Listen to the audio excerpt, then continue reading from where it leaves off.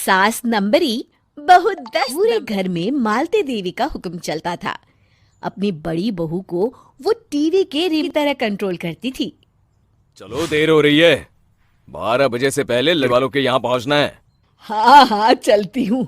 मैं तो भगवान से बस ये दुआ कर रही हूँ कि जिस तरह मेरी बड़ी बहू मेरी मुट्ठी में है, उसी तरह मेरी छोटी बहू भी मेरे इशारे पे नाचे। अरे भगवान, भला इस घर में किसकी हिम्मत है जो तुम्हारे खिलाफ जाने की हिम्मत। इस तरह मालती देवी अपने छोटे बेटे की भी शादी कर देती है। मालती की छोटी बहू फैशन डिजाइनर का कोर्स करके आई थी। उसका सपना था कि शादी के बाद वो अपना खुद का बुटीक खोले।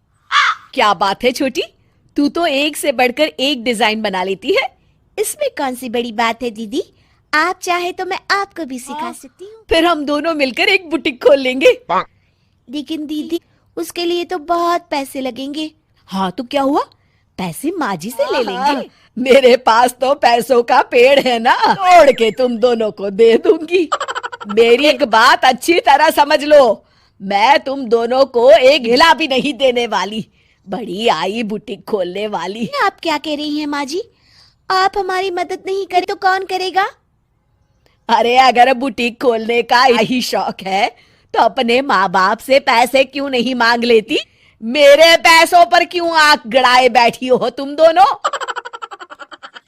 इस तरह अपने इरादे स्पष्ट करके मालती देवी वहां से चली जाती है। अरे ये क्या दीदी, माँ जी तो साफ मुकर गई, अब हम क्या करेंगे? तू चिंता मत कर, बुटीक तो खुल के ही रहेगा। कहते हैं कि घी जब सीधी उंगली से नहीं निकलता तो उसे उंगली टेढ़ी करके निकालना चाहिए। माँ जी अपनी समझती क्या है, पूरी सोसाइटी जानती है कि माँ जी ने अपनी सास को घर से निकालकर उनकी हालत पर कब्जा कर लिया है। हाँ दीदी, अब तो जैसे को तैसा करना पड़ेगा। फिर दोनों बहुएं मिलकर एक साजिश रचती हैं। एक दिन अरे नालायक, ठीक तरह से पैर दबा, बिल्कुल मजा नहीं आ रहा। खाने पीने में तो कोई कसर नहीं छोड़ती। तभी वहाँ बड़ी बहू एक फॉर्म लेकर आती है। माँ, आपके लिए एक खुशखबरी है, सरकार सभी बुजुर्गों को 10,000 रुपये पेंशन देने। अरे ये क्या कह रही है तू? क्या सच में मुझे हर महीने घर बैठे 10,000 रुपये मिलेंगे? हाँ माँ जी, दीदी सच कह रही है, कल टीवी न्यूज में इस बारे में बता रहे थे। बस आप ये फॉर्म पढ़ के इसे भर दीजिए और अपने दस्तखत कर दीजिए, मैं इन्हें ले जाकर जमा करवा देती हूँ। नालायक, बड़ी कामचोर है तू। इस बुढ़ापे में कहाँ तुम मुझसे फार्म भरवा रही है, खुद ही भर ले, मैं दस्तखत कर देती हूँ। ठीक है माँ जी। फिर बड़ी बहू बड़ी चालाकी से पन्नों के बीच प्रॉपर्टी के पेपर छिपा कर रखती थी, पर मालती देवी के दस्तखत करवा लेती है। कुछ दिनों के बाद मालती देवी अपने पति के साथ 2 दिनों के लिए अपने एक रिश्तेदार के यहाँ जाती तरफ दोनों बहुएं पूरे घर पर अपना कब्जा कर लेती। मालती देवी जब अपने रिश्तेदार के यहाँ से लौटती हैं, कमरे में ताला लगा देख आग बबूला हो जाती है।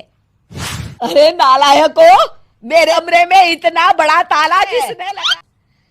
माँ जी, ये कमरा मैंने अपने बेटे रोहन को दे दिया है और आज से आप बाहर कोने में जो छोटा कमरा बना है ना, वहाँ रहेंगी। मैं उस सड़ेले कमरे में रहूंगी है? तेरी ये कहने की हिम्मत भी कैसे हुई? और मेरी इजाजत के ना मेरा कमरा देने वाली तू होती कौन है? लगता है तू भूल गई, इस घर की मालकिन मैं हूँ। छोटी बहू आती है। अरे माँ जी, आप इस घर की मालकिन नहीं है, अब इस घर की नई मालकिन हम दोनों। ये देखिए, इन प्रॉपर्टी के पेपर पर आप ही की दस्तखत है। अरे भाग्य, तुमने क्या कर दिया? दस्तखत करने से पहले एक बार ठीक से पढ़ तो लेती। अरे लेकिन मेरी बहू है, मेरे साथ ऐसा कैसे कर सकती है? अरे तो इसमें कौन सी अचरज की बात है? तुमने भी तो अपनी सास को घर से बाहर नहीं दिया था। टूटा फूटा ही सही, शुक्र करो कि इन दोनों ने कम से कम हमें रहने के लिए कमरा तो दिया। तुमने तो अपनी सास को नहीं दिया था। आज समझ में आया, जैसी करनी वैसी भरनी। चलो अपना सामान उठाओ और चलते हैं।